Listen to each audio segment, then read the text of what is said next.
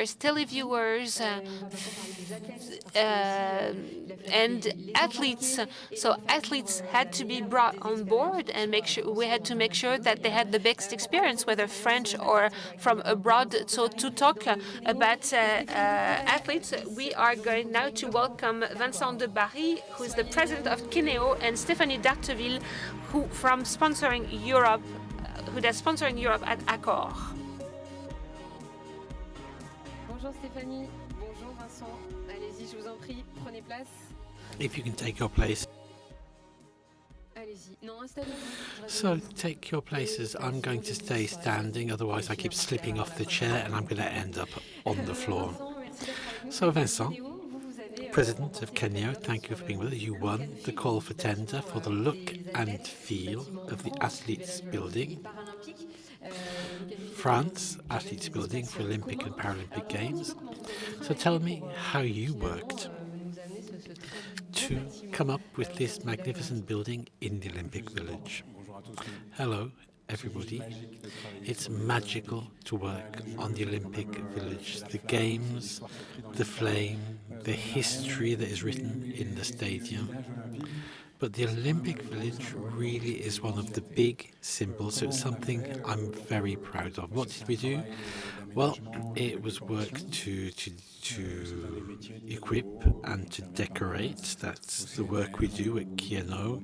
We work in football and at the Clairefontaine Training Centre. We put in a bid to a call for tender, like many others, put out by the organising committee.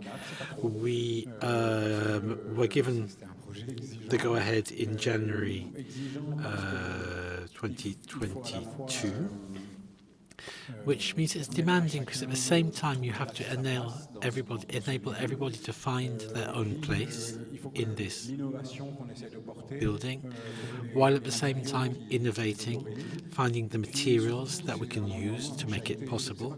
And also it's in an awkward environment. Here it's not fitting out a stadium for a match. Here it's a lot of people who are going to be living in this building, and it needs to be able to withstand that. So you said you're very proud of having won the call for tender, being given this mission. What emotions did you want to convey through the colours and the decoration of the village?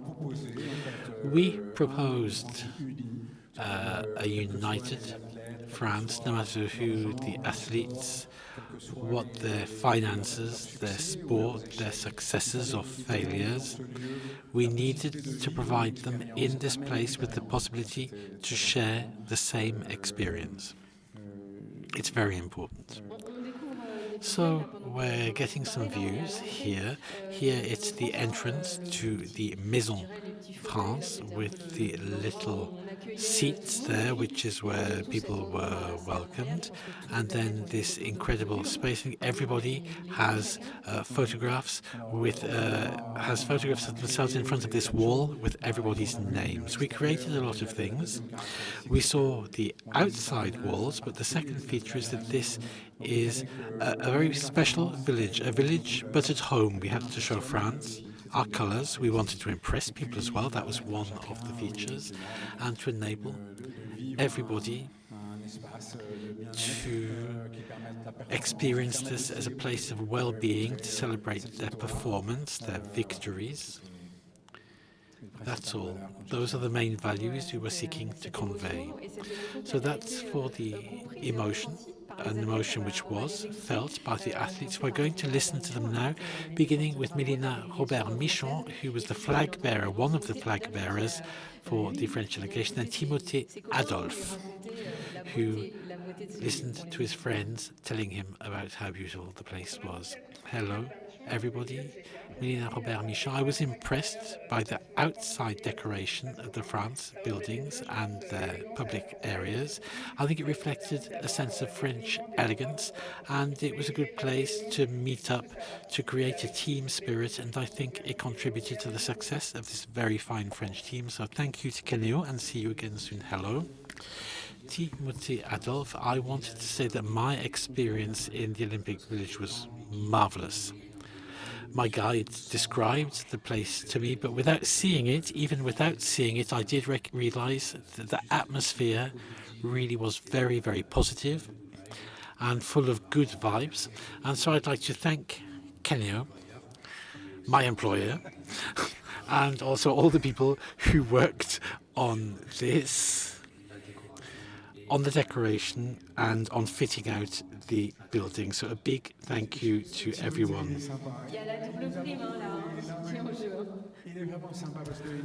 So it's he helped us, he put us in touch with the athletes and the expectations. It's important. We have about 1,000 people who are going to be living here, and we have to do things the way they want. So drawing inspiration from the athletes and what they have done before. Yeah, we drew inspiration from a lot of the previous villages. We looked at the different pavilions that had been, and we expressed all of this. And I think it was quite a great success in the end. So that is the outside of the village. Then Accor also had to do their work inside the village. So Accor know plenty about running hotels, but is this exactly like in a conventional hotel? Not really.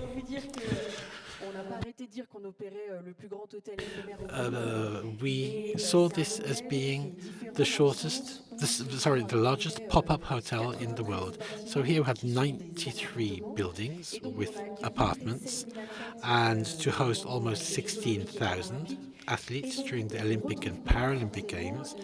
And so we don't necessarily have the criteria that we're used to in hotel rooms. If I take this example, there are lifts.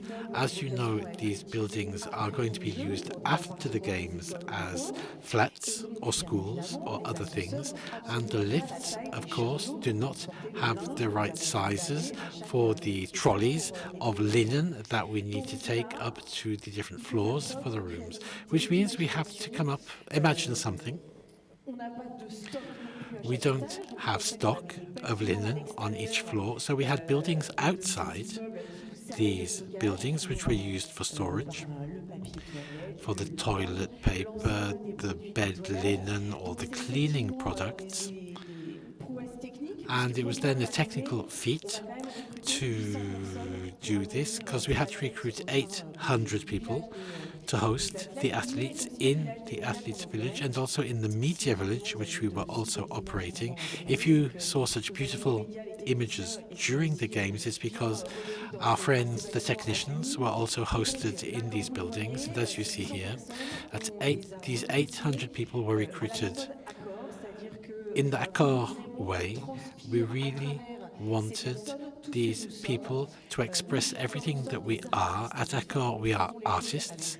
We do things with our hearts. Our purpose is to deliver a high-quality service, and that the athletes should be in the best conditions to deliver their performance and to give the best image. And so our focus was really to be able to recruit and to train people. We had a specific training program for these people. And one of the strategic focuses for us was also the question of accessibility. And on that point also for our hotels and for the village, it's the same thing.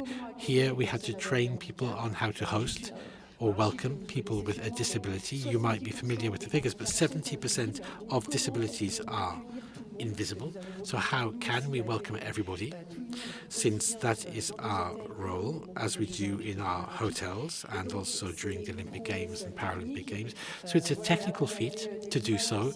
Here you also have some pictures of athletes who are also students and would sometimes be looking for places where they could take exams. And our purpose was really to welcome them in the best possible conditions. You talked about training all these staff.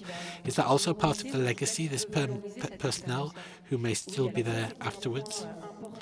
That was an important point. All the people who worked with us were offered a job in our hotels afterwards, because this is obviously an incredible experience that they have had with the games and in the villages. So for all the people who were looking for a job afterwards, we set up a speed dating with hotels in Paris to offer them a job if they were interested in continuing with us.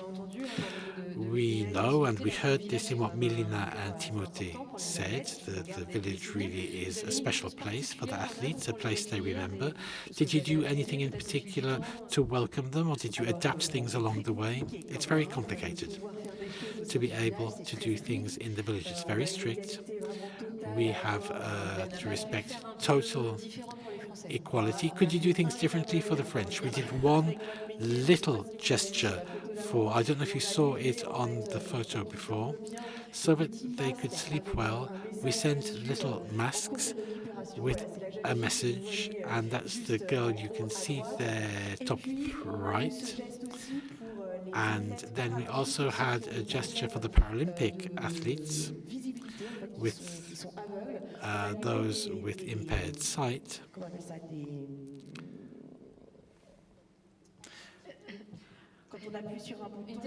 When you press a button, yes, we sent them a remote control, sorry, a thing where you press the button, I mean a remote control.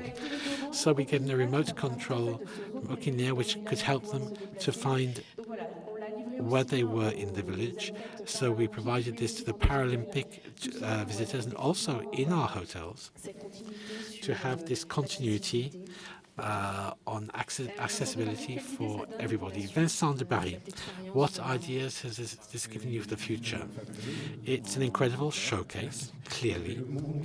You have the whole world watching you.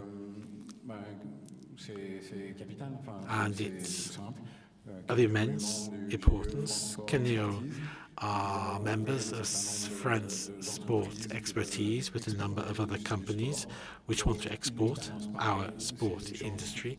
So it's an incredible opportunity for us. Thank you for that. Are you looking to the future games? We're looking to the games that come up afterwards, and also to the French Alps in 2030. Stéphanie Dartevel, you said that there are people who found a job through this, and in the teams, was there a sense of belonging?